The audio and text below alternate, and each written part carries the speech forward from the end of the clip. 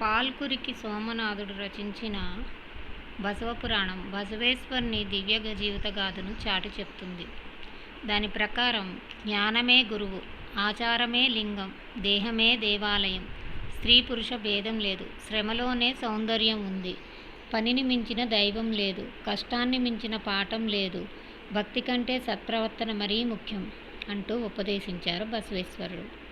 ఆ విధంగా చేసే పనిలో దేవుణ్ణి చూసే మార్గాన్ని చూపించి కాయ కష్టమే కైలాసం అనే కొత్త వరవడికి నాంది పలికారాయన. బిజ్జలరాజు దగ్గర మంత్రి స్థానంలో ఉన్న ఆ స్వామి అభినవ మంటపం పేరుతో కార్యాలయాన్ని స్థాపించి అక్కడి నుండే తనదైన శైలిలో పాలనా వ్యవహారాలు చూసేవారు. నేటి పార్లమెంటుతో నాటి అభినవ మంటపం సమానం.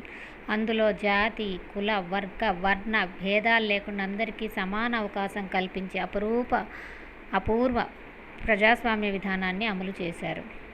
బసవేశ్వరునికి బాల్యంలోనే శైవ పురాణాలను మనసుకెక్కించుకున్నారు. మొక్కుబడి ఆచారాలను విశ్వసించిన ఆయన తనకు ఉపనయనం చేయదలిచినప్పుడు ఇల్లు వదిలి కోడల సంగమ అనే పుణ్యక్షేత్రం చేరుకున్నారు. అక్కడి సంగమేశ్వరుని నిష్ఠతో ధ్యానించారు. ఆ స్వామి కలలో కనిపించి అభయమిచ్చారు. దైవాజ్ఞ మేరకు కళ్యాణపురం చేరుకున్నారు. బిజ్జలుని కొలువులో చిరుద్యోగిగా చేరి ఆయన భాండాగారానికి ప్రధానాధికారి భండారి బసవన్నగా ప్రఖ్యాతికెక్కారు. తన ఉపదేశాలందరికీ అర్థమవ్వాలని వాటిని వచనాలుగా రాశారు బసవేశ్వరుడు. వీటిలోని తత్వం సులువుగా ప్రజలకు బోధపడేది. సాహిత్యపరంగా కూడా వాటికి ఎంతో గౌరవం లభించింది.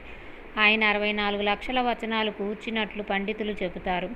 కానీ నేడు వేల సంఖ్యలో మాత్రమే అవి లభ్యమవుతున్నాయి. మనుషుల మధ్య కదలాడిన దైవమైన స్త్రీ పురుష అసమానతను తొలగించడానికి కృషి చేసిన అభ్యుదయవాది బసవేశ్వరుడు. బాల్య వివాహాలు, సతీ సహగమనం వంటి వాటిని రూపుమాపేందుకు కృషి చేశారు. లోకంలో ఏ దురాచారాలైనా స్వార్థపరులు సృష్టించినవి అంటూ వాటిపై సమరభేరి మోగించారు. సర్వమత సమానత్వమే శాంతికి మూలమని ఉపదేశించారు. అందరికీ ఆలయ ప్రవేశం అని పోరాడారు. మానవులంతా శాంతి సామరస్యాలతో సహజీవనం గడపాలన్నదే ఆయన బోధనల సారం. అనాదిగా వస్తున్న మూఢనమ్మకాలు, అనాచారాలను ఖండించారు. అప్పట్లో స్త్రీలు, దళితులు ధార్మిక, ఆర్థిక, రాజకీయ హక్కులు ఉండేవి కాదు. బసవన్న అవి అందరికీ హక్కు అని తెలియజేశారు. సమాజ నిర్మాణంలో ఆయన దార్శనికత, నాయకత్వం ఇప్పటికీ స్ఫూర్తినిస్తూనే ఉన్నాయి.